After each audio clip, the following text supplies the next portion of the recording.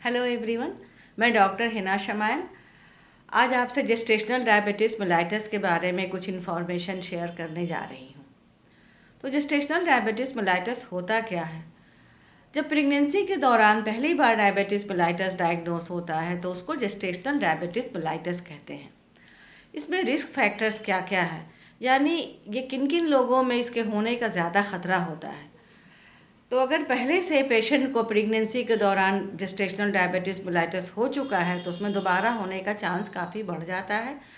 और अगर फैमिली में डायबिटीज़ की हिस्ट्री है, यानी कि उसके माँ बाप को डायबिटीज़ है या पेशेंट को हाइपरटेंशन है और उसको पहले से डायबिटीज़ है, पेशेंट का वेट ज़्यादा है, उसका एज 25 साल से ज़्यादा है, तो ऐसे में जेस्टेशनल डायबिटीज़ मेलाइटस होने का चांस रहता है। इसके अलावा अगर पेशेंट को मल्टीपल प्रेगनेंसी है, यानी कि ये ट्विन प्रेगनेंसी है या ट्रिपलेट है, तो उसमें भी जेस्टेशनल डायबिटीज़ मेलाइटस होने का चांस रहता है। इसमें सिम्टम्स क्या क्या मिलेंगे?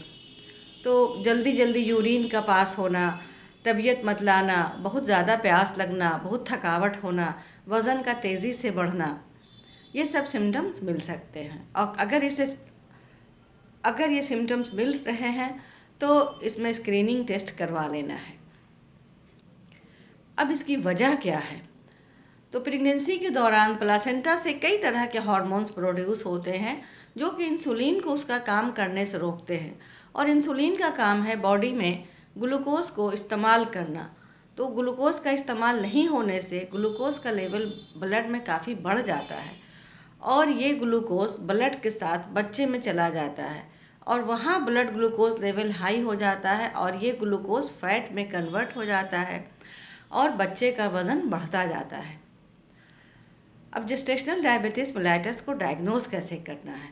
तो अगर रिस्क फैक्टर पहले से मौजूद है तो फर्स्ट विजिट में ही स्क्रीनिंग टेस्ट करनी है, यानी कि ब्लड ग्लूकोज लेवल को चेक कर लेना है। अगर रिस्क फैक्टर नहीं है तो 24 to 26 वीक्स ऑफ प्रेगनेंसी में ब्लड ग्लूकोज लेवल को चेक करना है। जेस्टेशनल डायबिटीज़ मेलाइटस को मैनेज कैसे करना है? तो इसको मेडिसिन, एक्सरसाइज और डाइट से कंट्रोल किया जा सकता है। इसमें हेल्दी डाइट लेनी है, जैसे कि vegetable, fruit, whole grains, protein, इसका इस्तेमाल ज़्यादा करना है और खाना थोड़ा थोड़ा अमाउंट में हर कुछ देर पर लेना है। इसके अलावा एक्सरसाइज रेगुलरली करनी है और फिज़िकली एक्टिव होने की कोशिश करनी है। और इन सब के साथ साथ रेगुलर एंटीनेटल चेकअप कराते रहना है, जिससे कि बच्चे के ग्रोथ और डेवलपमेंट की क्लोज मॉनिटरिंग होती रहे। अब इसमें क्या क्या कॉम्प्लिकेशंस हो सकते हैं?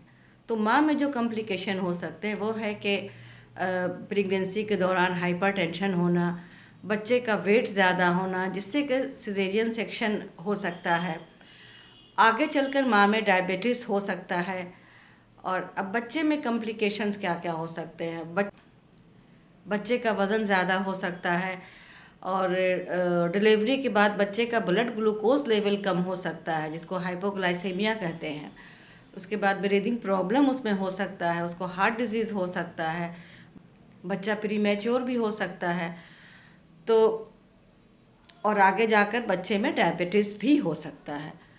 तो इसलिए डिलीवरी होने के बाद भी डॉक्टर के पास विज़िट करते रहना है, ताकि इससे होने वाले कॉम्प्लिकेशन को डायग्नोज करके उसका टाइम पर ट्रीट किया जा सके। Thank you. Take care.